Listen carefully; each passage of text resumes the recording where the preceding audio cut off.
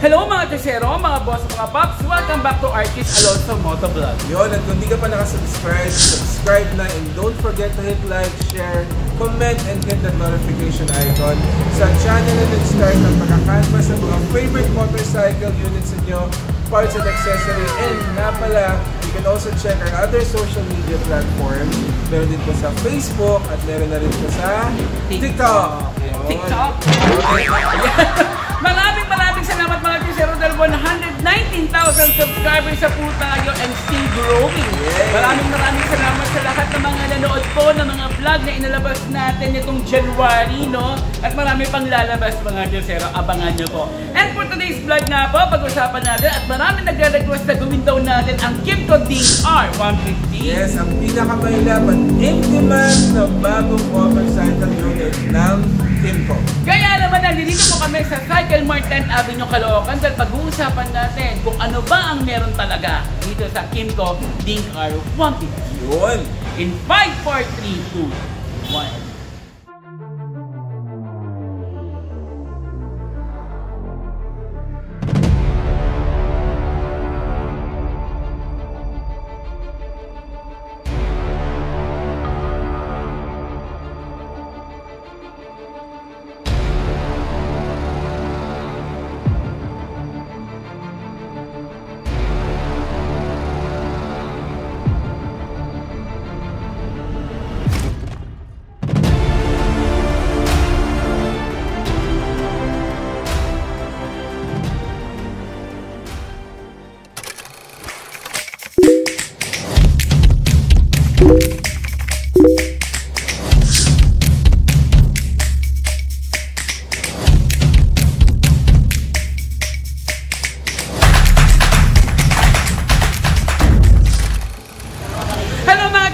Welcome back po at ngayon po ay nandito po kami sa Cycle Mart 10th Avenue, Caloocan dahil pag-uusapan natin ang bagong-bagong motorsiklo. Ano ba yan? Ng Kymco. Ito ang DINK-R, di ba? Oy! Pero bago natin pag-usapan niya, presyohan na muna natin yan dito. Presyo agad? Po, yes. Nagkakahalaga po siya ng 149,900 pesos. Oy! At kung installment naman ang pag-uusapan natin, meron po kayong 4 na pagpipilian. Nice! Ano po yung down payment na pipiliin ninyo. So nasa screen po ang mga down payment niyan. Pili na mga Tesero! So ngayon pag-usapan na natin kung ano ba ang meron dito sa Kymco DINK-R. Ito yung harapan ng bagong BS na DINK ng Kymco. Correct. Taiwanese brand ng Kymco mga Tesero ha, sa mga hindi nakakaalam. Una pa lang, bubulagasan nyo yung wider windshield niya para ma-reduce yung fatigue ng hangin, mabasag po yung hangin. At kapag bumaba pa kayo, makikita nyo menacing look yung kanyang itsura. Adventure Cross Maxi makikita nyo at naka full LED at very unique headlight at daytime running light. Tutukan natin mga Chero para makita niyo yung sinasabi namin. Ito yung lapad ng kanyang Ayan, no? headlight, no? Tapos yung signal niya, ayun. Ayun. At ang kanyang daytime running light. Ayan. Hindi rin natin mabuksan dahil hindi pa ito activated dahil nakakaya naman sa bibili. Correct mga Chero. Pero kita nyo ha, from here up to the windshield, very aggressive, uniquely designed by Kymco mga Chero. Ngayon, pupunta tayo ngayon sa ibaba. Okay, dito tayo sa baba. Ito po ay naka-telescopic torque at ang kanyang size po ng gulong sa harapan ay nasa 130/70 R13 at syempre tubeless to. At hindi lang yan, Malo. Ito mga Tesero ay ABS. Wow! Naka-ABS. At naka-disc brake siya mga Tesero. At hindi lang yan. Naka-TCS pa. Nice. And mga Tesero, traction control system. Diba? Naka-ABS ka na, naka-TCS ka pa. Wow, ABS, TCS. Okay. So, ang tinitingnan natin mga Tesero ay ang kanyang color Petroleum blue. At meron pa siyang dalawang kulay, yung pearly white at yung kanyang pearly shell. pearly black. Ayan mga Tesero. Ayan po yung harapan ng DINK. Ang bato. Yun, DINK 150 mga Tesero. Dako ngayon tayo sa may harapan niya. Sa harapan niya actually, no, kita-kita naman, obvious naman mga Josero, naka-digital panel na talaga si Kimco Ding-R. Pero very sporty ang design mga Josero, ha? Tama yung distance pag nagmamaneho ka. Ano pa yung binibida niya? Correct. Ang binibida niya, no, nasabi nga sa atin ni Kuya na ito ay merong voltmeter. Isa sa mga importante sa atin yan, Okay. pagdating sa baterya. And syempre, pag-usapan naman natin yung mga functions sa mga buttons niya. Ito, mga Josero, para dun sa menu kung magpapalit ka sa panel. Ayos. Yung time, and then yung kill switch, yung starter. Tapos ito naman sa kabila, meron siyang buttons for TCS. Patingin nga kung totoong TCS yan. Ito, ayan. Tapos mga may passing Josero. light din po. Ayos. High beam and low beam. Tapos ito yung ating adjustable lever. Tapos signal and horn. Yeah, so basic function mga Josero, very sporty and adventure looking. At kung titignan nyo maigi yung plastic niya, para siyang small scales ng isda, kung makikita nyo. So iba yung kanyang texture, very ergonomically look at napakaganda. Tuloy-tuloy na natin sa baba. Ituloy-tuloy na natin yan, pero bago ka bumaba, dahil may pasurpresa si Kimco Ding-R, ang bato. Dahil meron siyang USB charging port. Ayan, so Alam sabi niyo nga mga nila, Josero, no, nakakatuwa lang dahil Ano? dito siya matatagpuan. so easy access USB charging port mga Josero. So ayan siya. Hindi ka na mahihirapan na pumunta sa ilalim, isaksak yung charger. At ang kagandahan dito ay may cover. Cover mo ulit. Wow. Buksan mo ulit. Oh, di ba? Kakaiba mga Josero. Now, Maganda. tuloy-tuloy natin sa baba. Ibaba na natin yan mga Josero. Okay, alam niyo po ba, ito po ay keyless na. So, all-in-one keyless itong ating ignition Ano all-in-one? system. Eh, syempre, ang gusto natin dyan na. So ikot-ikot na lang mga Ayan, ikot nyo na lahat naman. Ayun, may lock, tapos sa seat, sa ating gas tank, lahat. Oh. So very easy to maneuver mga Josero. At nandito po sa kanyang left side yung fuel tank. Uy, so ibig sabihin, walang tayuan na to. Yes, walang tayuan ang ding. Ang bato, ang Ayan. ding. Okay, sa mga Josero, no, ito pong fuel tank capacity po ay nasa 10.7 liters. Wow, 10.7 liters fuel tank capacity.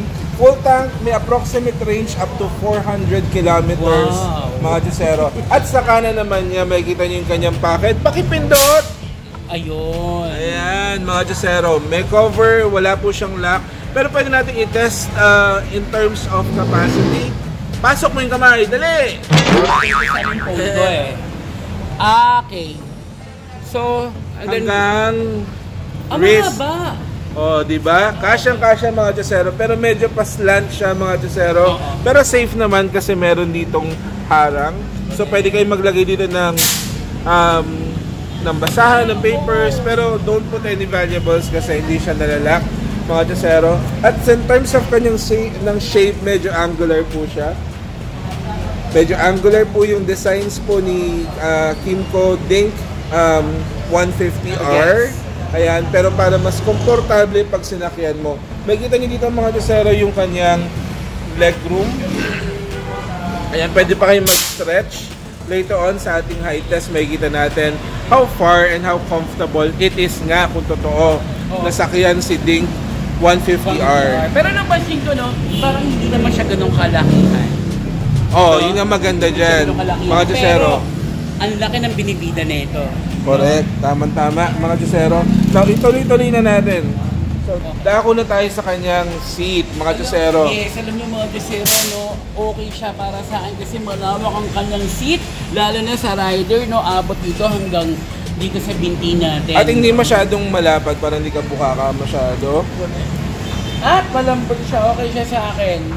At malaki din yung space para sa pillion drive. At sinasabi nila yung underseat compartment niya kayang maglulan ng isang full face helmet. Talaga? So medyo very comfortable at yung design niya overall mga Josero, ergonomical design, maganda yung seating space niya para mas comfortable pag sumakay sa rider. Exactly, yun naman talaga Makapag-stretch man lang. Hindi na maganda. Ayan, so tuloy-tuloy pa natin. Ay, tuloy-tuloy na natin yan mga Josero, lalo na dito, to. Very sturdy ang kanyang grab bar. Yun. And Oh, syempre, knowing for lawak. Kimco, they have a different way of designing yung kanilang grab bar and all the way to their rear lights, mga Uy, Josero, which is okay. full LED lighting. Mas bright, mas tipid po sa baterya at continuous po at iba yung kanyang design. Okay, alam nyo no, maganda talaga mga Chesero yun, no? Yung talagang very visible ka talaga sa daan, lalo na paggabi. Correct, tama So, yan. yung sa lawak ng mga ilaw nito, like yung mga ang daming disco balls nito. Ayun, disco balls. Ayan, Yeah, mga disco balls, kitang-kita ka niya mga at mapapasayaw pa yung mga kasama mo. So, ito yung ganyang ilaw sa gilid. At wait, meron siyang EBW. Alam mo yung Ano yun? EBW? Okay, meron siyang emergency brake warning. So, additional safety feature to pag nagbe-brake suddenly at high speed and can avoid rear-end collision. Umiilaw po siya, mga Chesero, kapag suddenly nag-brake ka.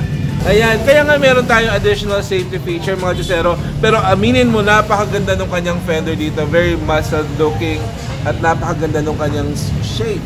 Okay, no, tuloy na tayo mga Chesero. No? Eto dito sa lugod po ang kanyang rear suspension ay naka-double rear shock. At ang kanyang size ng gulong sa likod ay nasa 130, 70 R13. Syempre, tubeless siya mga. So 13 sa harap, 13 sa likod. At mga Chesero, sa mga naghahanap po ng mga dual shock na motorcycle, ito po yung isa sa mga marerecommend namin na unit, yung Dink R150. At alam mo ba, Chesero, ano yung meaning ng Dink? What? Dual income, no kids. Oh? Yeah, so marketing strategy mga Chesero para sa mga walang anak pero dual income, slang word po yun. Pero sa Kymco, this is a very unique way of selling very comfortable motorcycle bike for someone na riding na may kasama or kahit wala kang kasama. Ayan. Oh. So yung pala yun, no? Yun yung Dink. Pero may i-add ko lang din sa Dink. Ang Dink po mga Chesero, ang kanyang brake sa likod ay naka-disc brake at ABS din siya. So ibig sabihin dual ABS. So sa harap ABS, TCS, sa likod ABS din. Wow! Ayos, di ba? Todong-todo na to mga Chesero. Ito rin kanyang sporty muffler. Makikita niyo po dito sa kanyang side. Ito po mga Chesero ay single cylinder, single overhead cam, 4 valves ang usapan dito. 4 valves mga Chesero. 149.8cc, liquid cooled, at ang kanyang bore and stroke po mga Chesero ay nasa 59 by 54.5 mm. At ang kanyang compression ratio po, nasa 11.3:1. At ang kanyang maximum power, nasa 15 horsepower at 8,500 RPM. At ang kanyang maximum torque naman po, nasa 13.2 Newton meter at 6,500 RPM. At syempre, fuel injection to mga Chesero. Wow, ginalingan na naman ni Kymco. And mabalik ko lang sa cooling system niya. Oy. Ang cooling system niya is Maxi type. Maxi type? Yeah, so Maxi type liquid cooling system. First to sa category niya mga Chesero, providing ideal engine temperature for optimal engine performance. So ibig sabihin talaga, no, pwede siyang pang malayuan. Correct. Long ride. Correct.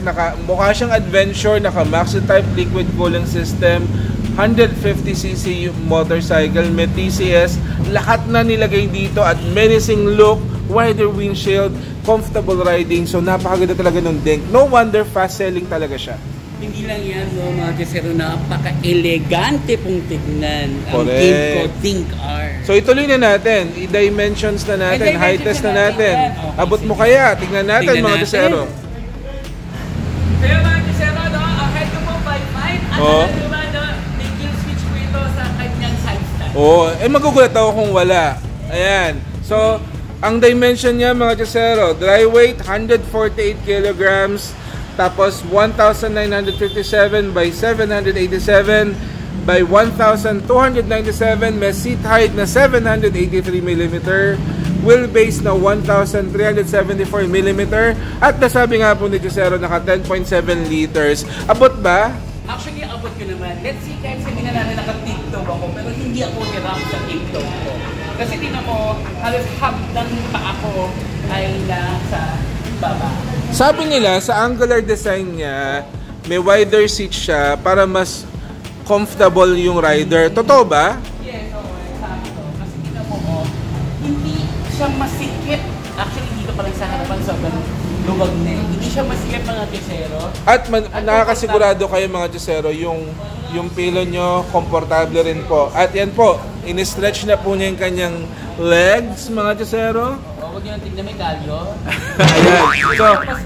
Ayan, so mga Chusero, ibig sabihin, for someone taller than Chusero, kayang-kaya pang ma-stretch at hindi po magiging challenge sa comfortability.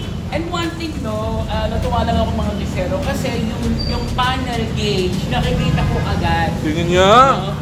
Ayan, no, kumbaga parang ang bilis, hindi ko naman kailangan tumungong-tungo para nakita ko yung panel. Ayan siya mga Chusero, ayan ha. Ito yung point of view kapag nakatutok sa inyo, nakatingin ka sa may panel gauge. At malayo siya sa tuhod. Tingin. Oh. Hindi ito matama. So, ibig sabihin mga Chusero sa 5'5 po daw, so meron pang mga 6 dyan, so hindi pa kayo mababangga. Yes, hindi talaga. Yun. Gusto ko to. Ano sabihin mo? Yan, nandiyan po yung Gcash po sa... Charot. Ayan. Ayan, so... At dito lang po yung matatagpuan sa Cycle Mart 10 Avenue, Caloocan from Monday to Saturday from 8:30 to 5 p.m. and look for Ma'am Rosana. And andyan po yung number sa screen. Bago po kayo pumunta, tumawag na muna kayo kasi mamaya biglang natin agad pala to. Yes, fast selling mga Chusero. Kung naghanap ka kayo ng kakaibang unit, 150cc unit at very menacing look at napakaganda ng takbo in terms of performance. Dito na po kayo sa Kymco, Taiwanese brand. At pag pumasita kayo dito sa Cycle Mart, aside sa Dink 150, marami pa po kayong Kymco na makikita po dito naghihintay para i-check ninyo. Correct mga Kisero. At huwag po kayo mag-alala dahil pong Cycle Mart 10 Avenue ay 3S siya. So may mga available po na parts dito si Kymco, si Kawasaki, si Honda, si ang dami. Correct. TVS. Okay. And TVS of course. Meron silang service center po doon. So wala po tayong nagiging problema sa mga parts po nito. Punta lang mga Chusero, hindi po sila nangangagat. Correct. Kasi dapat tinatapos niyo yung mga Kisero para yung full detail, diba? Ayan. Ayan. Maraming salamat mga Kisero. Ding? Ang bato! 150 mga Chusero. Dink 150R. Ayan.